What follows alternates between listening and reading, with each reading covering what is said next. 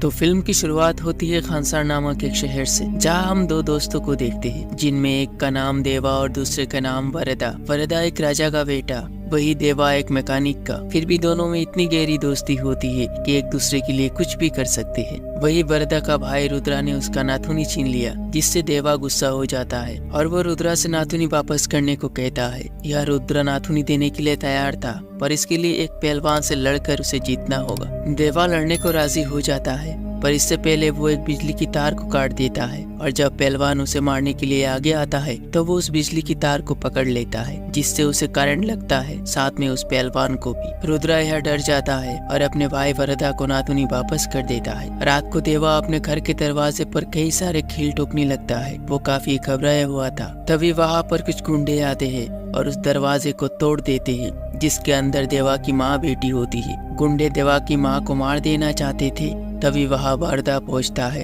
वो उन्हें कहता है कि देवा और उसकी माँ को छोड़ दे, जिसके बदले वरदा उन्हें अपना एक एरिया दे देगा, और ये कहकर वो अपने हाथ से एक कड़ा फेंकता है। गुंडे ये पाकर बहुत खुश हो जाते हैं और देवा और उसकी माँ को छोड़ देते हैं। अब वरदा देवा और उसकी माँ को खानसार से बाहर चले जाने को कहता है, क्योंकि अब इनके लिए यहाँ रहना खतरा हो सकता है। यह देवा की माँ अपने बेटे से वादा करने को कहती है कि वो कभी भी खानसार में पैर नहीं रखेगा, पर देवा अपनी माँ से वादा करने की बजाय वो अपने दोस्त वरदा से वादा करता है। वो कहता है कि तेरे लिए शिकार भी करूंगा और तेरे लिए शिकार भी बनूंगा, तू जब भी बुलाएगा मैं चला आऊंगा। और यहाँ पर वरदा देवा को एक नाम देता है, और वो है सलार। उसके बाद कहानी शिफ्ट होती है 2017 में, जहाँ हम कृष्णकांत नाम के एक बिजनेसमैन को देखते हैं, जिसे अभी अभी पता चला है कि उसकी बेटी इंडिया जा रही है, जिस वजह वो काफी डरा हुआ होता है। और वो बिलाल नाम के एक आदमी को कॉल करता है और इस बारे में बताता है। बिलाल कहता है कि 7 सालों से वो ढूंढ रहे,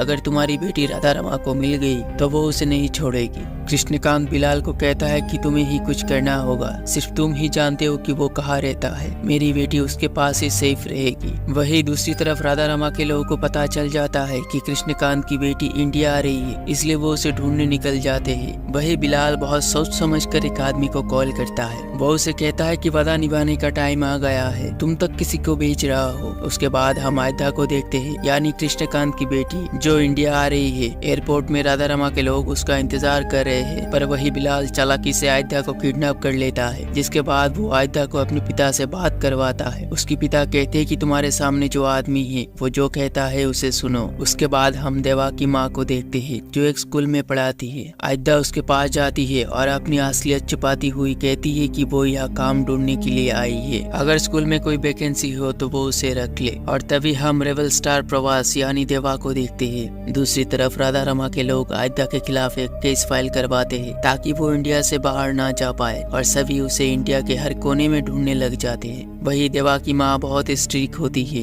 पर उसका बेटा देवा जो बिल्कुल ही उल्टा होता है। देवा आसाम के तिनसुकिया के कोल माइन में काम करता है। अगर उससे कोई गलती ना भी हो तब भी वो उसे अपनी गलती मान लेता है, जिससे वहाँ के लोग उसे डरपोक समझते हैं। एक दिन वो बच्चों के साथ क्रिकेट खेल रहा था, तभी उनमें से एक बच्चा देवा से कहता है कि तू हमेशा हमारे साथ ही खेलता है, तेरा कोई दोस्त नहीं है क्या? तभी वो अपने बचपन को याद करने लगता है कि कैसे वो वरदा के साथ खेला करता था। एक शाम देवा की माँ बहुत ही घबराई होती है और बार बार घड़ी की तरफ देखी जा रही थी। तभी देवा अपने काम से लौटता है, जिसे देख उसकी माँ उस पर भड़क जाती है और उसे कहती है कि तुझे कितनी बार कहूँ कि 6 बजे से घर आया कर। इस बात से हमें पता चलता है कि देवा की माँ देवा को लेकर काफी डरी हुई रहती है। वही आयदा को स्कूल के बच्चे बहुत तंग करते हैं। ये देख देवा की माँ आयदा को मार्केट से सामान लाने भेज देती है। मार्केट से लौटते वक्त आयदा को कुछ गुंडे छेड़ने लगते हैं। देवा वहाँ पहुँचता है और वो गुंडों से रिक्वेस्ट करता है कि वो आयदा को छोड़ दे, पर ये लोग उसका मजाक उड़ाते हैं। तभी वहाँ पुलिस भी आ जाती है, जिससे गुंडे वहाँ से भाग जाते हैं। अब आयदा भी मान लेती है कि देवा सच में एक डरपोक है। दूसरी तरफ राधा रमा 3 कंटेनर से भरा हुआ हथियार नेपाल के लिए भेजती है, जिसका काम नायक नाम का एक आदमी करता है। हथियार भेजने से पहले वो उन पर एक सील लगा देते हैं, ताकि उन्हें कोई ना रोके, और ये सील खानसार शहर का होता है। कंटेनर निकलती है और कुछ पुलिस उसे रोक लेते हैं, और जब वो उन सील को देखते हैं तो डर के मारे उनका पसीना निकल जाता है। यहाँ तक कि शहर के सभी पुलिस स्टेशन में इन्फॉर्म किया जाता है कि कोई इन कंटेनर को ना रोके। वही राधा रमा के लोग अपने आदमियों को अयोध्या की फोटो सेंड करते हैं। उनका एक आदमी तिनसुकिया में भी होता है जहाँ अयोध्या चुप कर रह रही है। वो राधा रमा के लोगों को बता देता है, जिसे सुन ये लोग तुरंत तिनसुकिया के लिए निकल जाते हैं जहाँ उन्हें अयोध्या मिल जाती है और वो उसे ले जाने लगती है। वहाँ देवा भी होता है जो चाहकर भी कुछ कर नहीं पा रहा। इसी बीच देवा की माँ आती है और वो बाकी लोगों से मदद मांगने लगती है, लेकिन कोई भी मदद के लिए आगे नहीं आता। वही बिलाल होता है जो देवा की माँ से कहता है कि अगर कोई उन्हें रोक सकता है तो वो है देवा। इसे सुन देवा की माँ देवा को दिए हुए वचन वापस ले लेती है। उसके बाद देवा उन सब की धुलाई अच्छी तरह से करता है, जिसे देख अयोध्या इम्प्रेस हो जाती है। इस घटना के बाद देवा की माँ पूरी तरह से डर जाती है और इस शहर को छोड़ने को सोचती है। यहाँ पर देवा की माँ अयोध्या को दोषी मानने लगती है क्योंकि उसी की वजह से आज ये सब हुआ। उसके बाद वो अपने बेटे को लेके दूसरी जगह जाने लगती है। तभी वो देखती है कि अयोध्या को कुछ गुंडे उठाकर ले जा रहे हैं। ये देख उसके मन में अयोध्या के लिए दया आ जाती है और वो अपने बेटे को जाने से रोक लेती है। वही अयोध्या और बिलाल को उन हथियार के कंटेनर में डालकर ले जाया जा रहा है। अब देवा उन कंटेनर पर अटैक करता है और उन्हें रोक देता है, जिस वजह दोनों के बीच फाइट होने लगता है। उसी बीच देवा के हाथ का टैटू बाहर आ जाता है, जिसे देखकर सभी डर जाते हैं। दूसरी तरफ राधा रमा सीसीटीवी पर सब कुछ देख रही थी। अब हम वरदा को देखते हैं, जिसे पता चल जाता है कि सिल को रोक दिया गया और इसे रोकने वाला देवा ही है। दरअसल ये राधा रमा का प्लान था। उसने जानबूझकर उन हथियार पर सिल लगवाई थी ताकि देवा उसे रोके, जिससे देवा और वरदा के बीच दुश्मनी शुरू हो जाए। वहाँ पर नायक अपने डीलर के साथ हेलीकॉप्टर पे आता है। वो भी काफी डरा हुआ होता है। वो उस आदमी से कहता है, जिस सिल को हमने लगाया उसे बनाने वाला वही है, यानी देवा। वही बिलाल अयोध्या को लेके यहाँ से दूसरी जगह जाने लगता है। अयोध्या देवा के बारे में पूछती है और बिलाल उसे बताने लगता है। उसके बाद कहानी हजारों साल पीछे चली जाती है, जहाँ कुछ लुटेरे बहुत खतरनाक हुआ करते थे। वो सिर्फ लोगों को लूटते नहीं थे बल्कि उन्हें मार भी देते थे और लूटे हुए सामान को खानसार में ले जाते थे। उस खानसार में डाकू रहा करते। इन डाकुओं के 3 कबीले हुआ करता था, जिनमें मन्नर कबीला, शौरियंग कबीला, खनियार कबीला। 1947 में अंग्रेज जब खानसार में अपनी हुकूमत जमाने गए थे, तब उन्हें भी वो मौत की घाट उतार दिए थे। देश आजादी के बाद उनके सामने एक बड़ी मुसीबत थी खानसार को लेकर। तभी वहाँ खानसार के कर्ता शिव मन्नार पहुंचे और भारत के मैप से खानसार को मिटा दिए और उन्हें चेतावनी दी कि भारत के संविधान खानसार पर लागू नहीं होंगे, पर खानसार के सारे नियम पूरे भारत में जरूर लागू होंगे, जिससे देश में चल रहे गैर कानूनी कारोबार की एक हिस्सा खानसार में जाएगा। अब धीरे धीरे वक्त बीतता गया, खानसार में लोग बढ़ते गए, जिसे देख तीनों कबीले के सरदार शिव मन्नार ने एक कानूनी बुक बनाई। उस बुक का नाम निबंध रखा गया। अब निबंध के हिसाब से खानसार को 101 भाग में बांट दिया गया।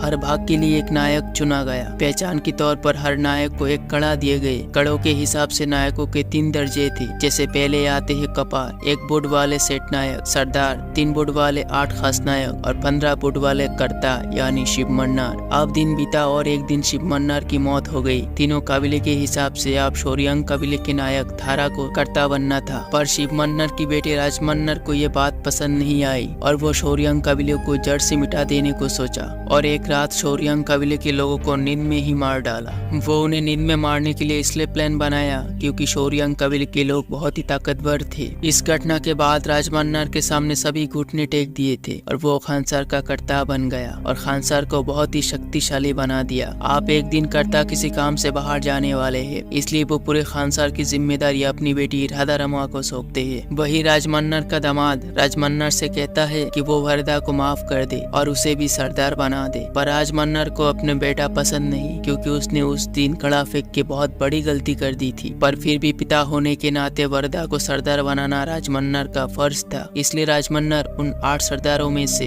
रंगा नाम के एक आदमी को उसकी कुर्सी देने को कहता है। अब कर्ता की बात रंगा टाल नहीं सकता, जिस वजह वो खुशी खुशी अपनी कुर्सी छोड़ देता है। रंगा वही गुंडे का बेटा होता है जिसको वरदा ने कड़ा दिया था और ये बात राजमन्नार को भी पता था। राजमन्नार वाली को आदेश देते हैं कि वो लौटने से पहले पहले वरदा को सरदार बना दी जाए। अब राजमन्नर का दामाद रंगा को वरदा के खिलाफ भड़काता है। वो कहता है कि निबंध किताब में साफ लिखा है कि बलवान का ही राज्य और बलवान की ही कुर्सी। इसका मतलब जो जितना ताकतवर होगा कुर्सी उसी का होगा। अब रंगा और रुद्रा दोनों मिलकर वरदा को मारने का प्लान बनाते हैं और वो पंडित नाम की आदमी को बुलाते हैं। उसके बाद पूरे खानसार में खून खराबा होने लगता है। रुद्रा वरदा को मारने ही वाला था, तभी राधा रमा बेल बजा देती है और वो रुक जाते हैं क्योंकि ये नियम राजमन्नर का बनाया हुआ था जिसके खिलाफ कोई भी नहीं जा सकता। इस खून खराबे को देखकर राधा रमा सीज़फायर का ऐलान करती है। सीज़फायर का मतलब होता है कि इसके चलते कोई भी वायलेंस नहीं कर सकता। वही रुद्रा सीज़फायर के खिलाफ होता है और वो इस सीज़फायर को हटाने के लिए वोटिंग का ऐलान करता है। अगले 9 दिन के बाद फैसला लिया जाएगा कि सीज़फायर रहेगा या नहीं। इसी 9 दिन के अंदर सभी बाहर से अपने लिए स्पेशल फोर्स बुला लेते हैं। वरदा का छोटा भाई वरदा से पूछता है कि हम कौन से आर्मी को ला रहे हैं। अगले दिन वरदा देवा के पास जाता है और उसे मदद मांगता है। देवा अपनी माँ से परमिशन लेता है। पहले तो वो मना करती है पर वो उस रात को याद करके देवा को जाने की परमिशन देती है। उसके बाद देवा खानसार में एंट्री करता है और ये बात पूरे खानसार में फैल जाता है, जिसे लेकर सभी वरदा पर हंसने लगे कि उसने अपने लिए सिर्फ एक ही आदमी को लाया। दूसरी तरफ घनियर कबीले का सरदार नारंग वो चाहता है कि वो मरने से पहले अपने बेटे विष्णु सरदार बने, लेकिन विष्णु की एक बुरी लत थी। वो हर दिन खानसार में एक पतंग उड़ाता है और वो पतंग जिस घर में गिरता है उस घर के लड़की के साथ संबंध बनाता है। और एक दिन वो ऐसा ही करता है पर वहाँ देवा होता है जिसे ये देखा नहीं जाता और वो विष्णु को मार देता है। अब विष्णु की मौत से पूरे खानसार में तहलका मच जाता है और देवा और वरदा की जेल हो जाती है। नारंग अपने बेटे की मौत से काफी टूट जाता है और वो बदला लेने की सोचता है, इसलिए वो उन्हें अपने एरिया में बुलाता है और वरदा का सिर काटने के लिए आगे आता है। देवा नारंग से कहता है कि मैंने मारा है आपके बेटे को,